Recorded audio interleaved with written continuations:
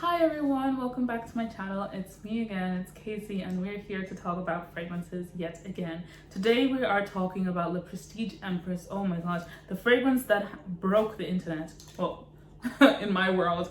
But oh my gosh. Now, if you guys have been watching my videos about what I think about these fragrances, you probably already know that these fragrances were pretty lackluster for me. Specifically, there's two fragrances in this collection that really kind of grew old way too quickly, and that was Le Prestige Bold and Le Prestige Royale. I have it just there. I just needed to check. But this is Le Prestige Empress. This is the take on Sospiro Vibrato that everybody was waiting on. This is so close. Only it is a lot more palatable. It takes away all like the crazy notes in Sospiro Vibrato and Bulgari Tiger and takes it on a whole other spin. So let's talk about what this fragrance family is like. So this is definitely a herbal, a very herbal and citrus heavy fragrance. It has notes of ginger, herbaceous notes, and bergamot in the opening. And then you have some jasmine, some violet, and some rose. And in the base, you have vetiver, patchouli, and cedarwood. I have to tell you, like, I don't know what it is ever since I smelled Santal 33 or just Santal, I am going crazy for the vetiver. Vetiver is one of my favorite notes, and I never thought I would say this. But anyways, back to the fragrance. What I really love about the fragrance opening is that ginger and those herbaceous notes. It really gives it like this unique take on the fragrance. The ginger almost gives it like this fizziness and texture, and makes it almost like so realistic, and almost makes it feel like the top of a mojito or some kind of cocktail. You know, like a Hugo or something. Like, just imagine the taste of that on a sunny day. Just really fresh. And then you have this jasmine, this violet, and the rose. In fact, my favorite take on those notes is actually the jasmine and the rose, because the jasmine gives it like this soapiness, but the rose is very fleshy, which is beautiful. Like, those two notes, you never really see them well blended the way they're well blended in this fragrance, but they really eat. And then you have that vetiver note, which takes it away. Oh my god. And that patchouli. And patchouli just honestly backs up the herbaceous notes, but it's not a patchouli heavy fragrance in my opinion. That cedarwood gives it like this smooth, dense vibe that kind of balances everything off, because otherwise it'll be up in the sky and airy, and this cedarwood kind of grounds everything, you know. I really like that. Now, I know you'll be asking me, oh my gosh, how close is this? Now, I haven't smelled Sospiro Vibrato, but I have smelled Bulgari Tiger, and you're gonna ask me, how close are they? They are, I feel like this is the fragrance they would make if Bulgari Tiger was a designer fragrance.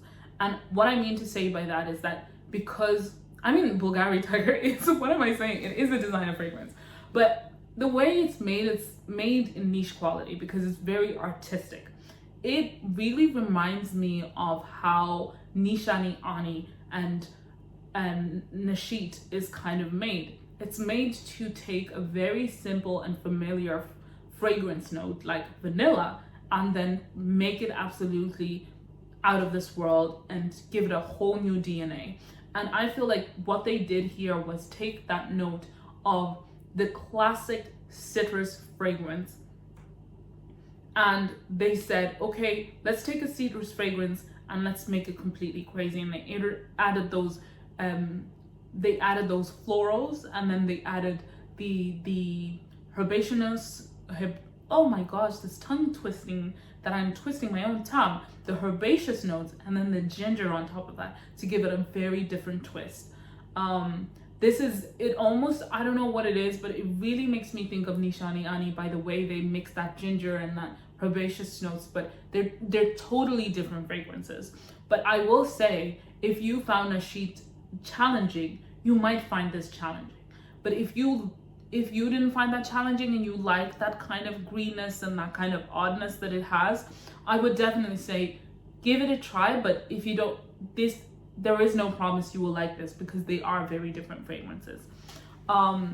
But to me, I love that part of Nishani Ani. In fact, when I figured out that Bulgari Tiger smelled this good, I went insane and said I needed to have that, because I had been looking for something as unique as Nashit and Nishani Ani in my collection.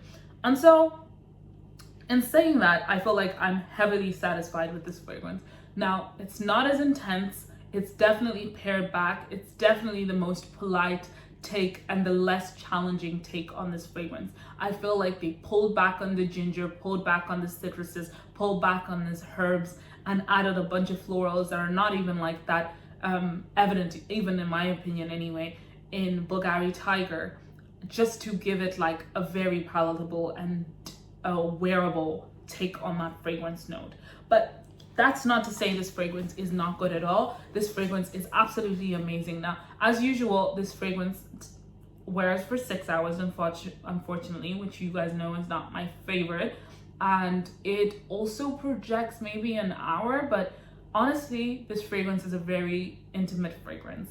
And I do have other fragrances that do what this fragrance does, but it will still have to go before I get Tiger, because I still feel like I would get Tiger just because it's a beast fragrance. I don't know, that's my own opinion. Who do I feel like would wear this? I definitely feel like it could come off as a very masculine leaning fragrance, but I really feel like there is a certain type of boss babe who could pull this off. And again, it's a confidence thing. Luckily, it's not like heavily projecting, so as long as you are comfortable with it, you don't have to deal with people commenting about your fragrance unless they're up close.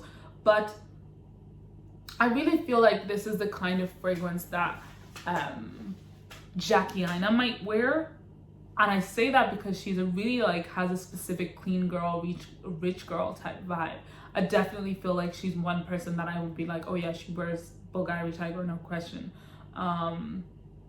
Who else would I say would wear this fragrance? Have you ever watched Mary Jane? I definitely feel like being Mary Jane would wear this fragrance, because she was also very much boss babe. Like maybe on holidays in the sun in Greece or something. Oh my gosh, the woman from the lawyer from that from that show who like was with the president. What was that show? The black woman. Anyway, I'm sure you know what I'm talking about. Scandal. Her, the main character, anyways, could definitely pull this off. I hope I'm setting the theme on the kind of women that would like really pull this off or would feel confident. Really feel like it's a rich energy type vibe. This definitely goes in the same vein as Nishani Ani, Bulgari Tiger, and